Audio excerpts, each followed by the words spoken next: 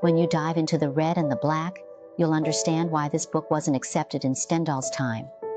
Human nature is complex, and it might never be fully understood in a lifetime. Now let's start discussing the red and the black.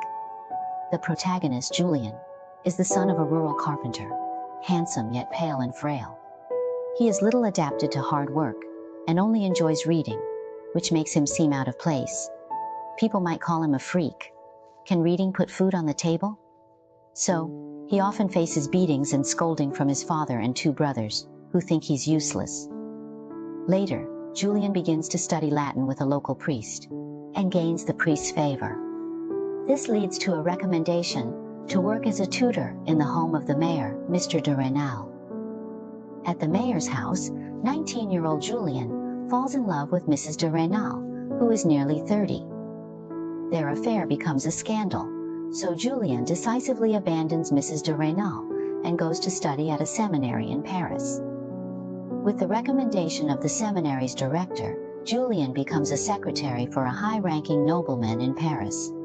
We can see that Julien is highly valued in every job he undertakes. Why? It's because he has exceptional ability and impeccable memory. Julien's first shock was reciting the entire Bible in Latin from memory. Also, he is very calm and composed, which is related to his physical condition. Notice that people who aren't physically strong often rely more on their intellect. They tend to think rationally and stay calm, approaching problems with a thoughtful perspective. As a result, Julien earns the favor of the nobleman, and during this time, he seduces the nobleman's daughter and makes her pregnant.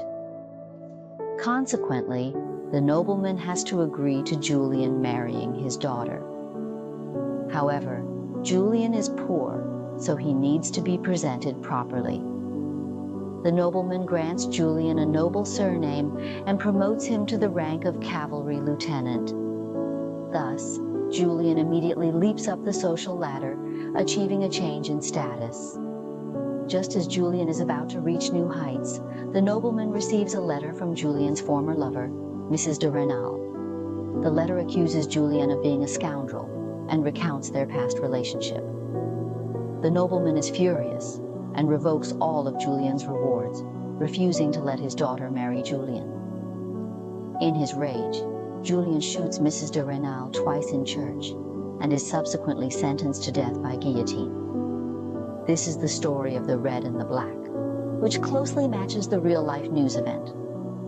When we read this classic, besides the plot summary, what else should we focus on? I'm most interested in Julien's character and how this character shapes his fate. Perhaps everyone has complex aspects, half sea, half flame, half angel, and half devil. Julien is both refined and vulgar. He desires love, but also succumbs to ambition and desire. People move forward through such conflicts. The red and the black is filled with tension.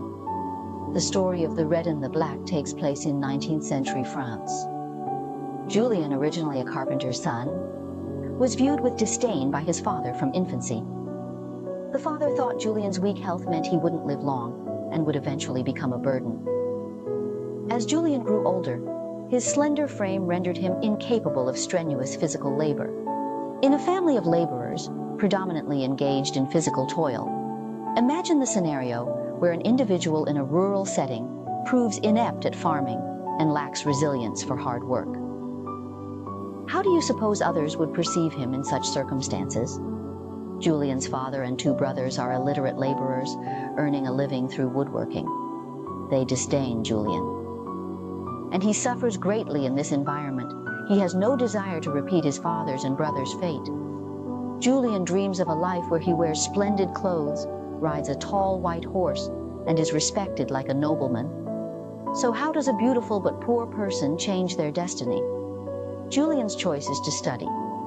Even while sitting next to the noisy machinery, he immerses himself in his books, completely neglecting his duty to oversee the machine. He doesn't hear his father calling him repeatedly, which only angers his father more. Julien is considered useless, a lazy excuse maker.